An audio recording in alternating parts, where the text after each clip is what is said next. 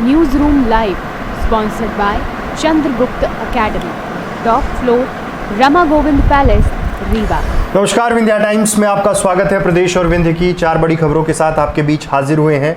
मध्य प्रदेश में मुख्यमंत्री शिवराज सिंह चौहान के निर्देश पर तमाम जिलों में नशे के खिलाफ एक बड़ा अभियान चल रहा है।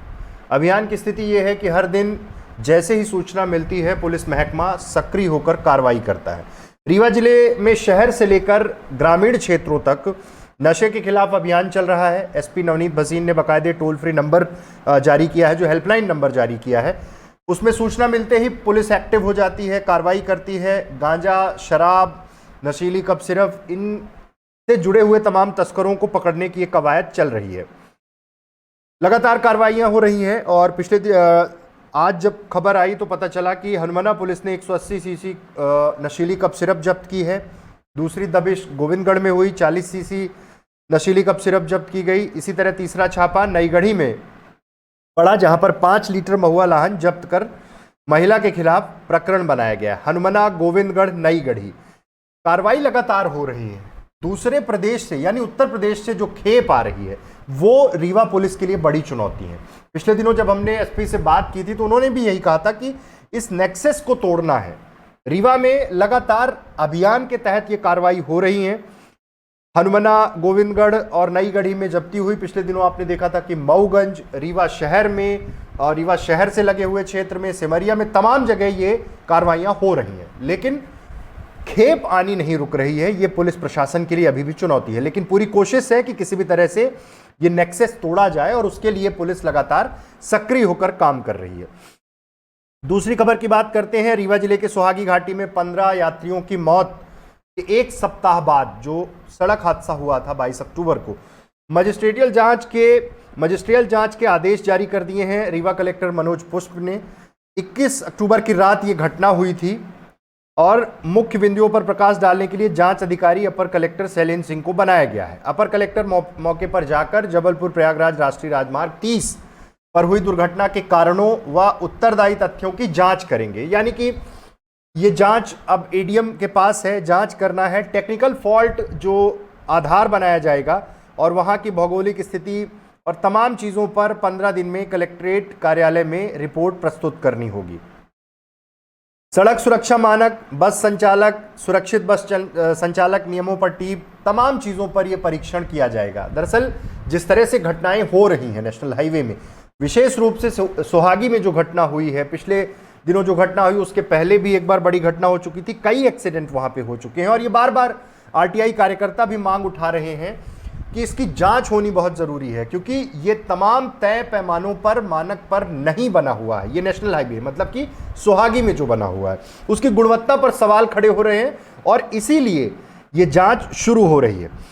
ये पिछले दिनों जब हादसा हुआ उसके बाद ही ये उम्मीद थी कि जल्दी जिला प्रशासन इस पर जांच करेगा, लेकिन सवाल ये है कि जांच कहां तक पहुंचेगी, जांच के बाद क्या होगा, क्या निर्माण एजेंसी पर कार्रवाई होगी, एनएचएआई क्या करेगा, तमाम चीजें हैं। अभी बहुत से सवाल हैं, लेकिन फिलहाल जांच की बात सामने आ चुकी है। तीसरी खबर की बात करते हैं। तीसरी खबर भोपाल से है। राजधानी भोपाल के कोलार स्थित बापू की कुटिया रेस्टोरेंट में का लाइसेंस जिला प्रशासन ने सस्पेंड कर दिया है। रेस्टोरेंट से ऑर्डर किए गए खाने में कॉकरोच मिलने के बाद यह कार्रवाई की गई। शिकायत के बाद खाद्य सुरक्षा अधिकारियों ने प्रतिष्ठान का निरीक्षण किया।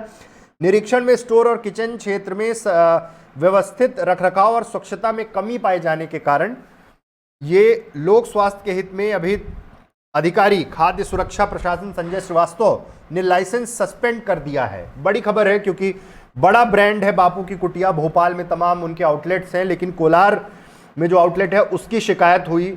ऑनलाइन फूड ऑर्डर किया था किसी ने और शिकायत के बाद जब जांच हुई तो जांच में पता चला कि साफ सफाई और जो उनका किचन है, जिस तरह की व्यवस्था होनी चाहिए वो नहीं थी, जिसके कारण ये लाइसेंस सस्पेंड कर दिया गया। आपके सामने भी ऐसे तमाम, अगर कभी भी कोई इस तरह की शिकायत आए तो आप तुरंत उसमें जिम्मेदार अधिकारियों को सूचित करें, क्योंकि आपके स्वास्थ्य के साथ खिलवाड़ अगर कोई रेस्टोरेंट, कोई भी ऐसा प्रतिष्ठान करता है तो ये बड़ी घटना है और आपको इस पर एक्शन लेना चाहिए।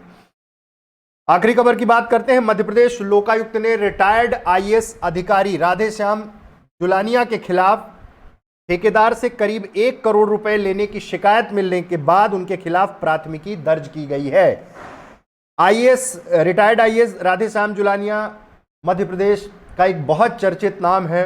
अपनी कार्यप्रणाली को लेकर उनकी जो चर्चा रही, तमाम विवाद उनके साथ जुड़े रहे, लेकिन अब यह आरोप लगा कि उन्होंने जल संसाधन विभाग की सब ठेकेदार फर्म अर्नी इंफ्रा से 99.5 लाख रुपए अपने बैंक खाते में डलवाए हैं। शिकायतकर्ता ने लोकायुक्त को सबूत सौंपते हुए राधेश्याम जुलानिया, उनकी पत्नी अनीता और बेटी लवण्या को भी आरोपी बनाने की मांग की है। इस मामले की जांच के बाद आगे की कार्रवाई निर्धारित होगी, क्या कुछ किया जाना है। लेकिन सामाजिक कार्यकर्ता निमिचंद जैन ने 2 अगस्त को लोकायुक्त में शिकायती आवेदन दिया था। उन्होंने दावा किया था कि जुलानिया रिटायरमेंट के बाद भोपाल के जिस बंगले में रहते हैं वो जमीन उन्होंने स्वयं और पत्नी अनीता जुलानिया के नाम से खरीदी है। जमीन खरीदने के लिए रकम अर्नी इंफ्रा के अलग अलग बैंक खातों से जुलानिया के अकाउंट में भेजी गई।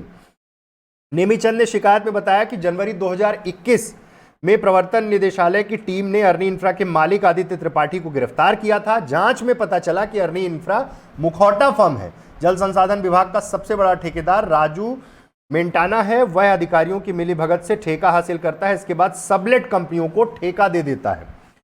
मेंटेना कंपनी पूरे मध्य प्रदेश में जो काम कर रही है, अब उस पर भी जांच का शिकंजा, लेकिन तमाम चीजें। लेकिन अब पहले रिटायर्ड आईएएस जुलानिया पर अब ये शिकंजा कस सकता है। अब देखना है कि इस पूरे मसले पे लोकायुक्त आगे क्या कार्रवाई करती है। फिलहाल शिकायत के बाद प्राथमिक शिकायत दर्ज कर ली गई है। अब इन्वेस्टिगेशन की बात है और देखना है कि क्या कुछ निकल कर सामने आता है। तो ये थी विंध्य और प्रदेश की 4 बड़ी खबरें। ऐसी तमाम खबरों के लिए आप बने रहिए विंध्या टाइम्स के साथ। बहुत बहुत धन्यवाद। News room live sponsored by Chandragupta academy, top floor, Rama Govind palace, Rewa.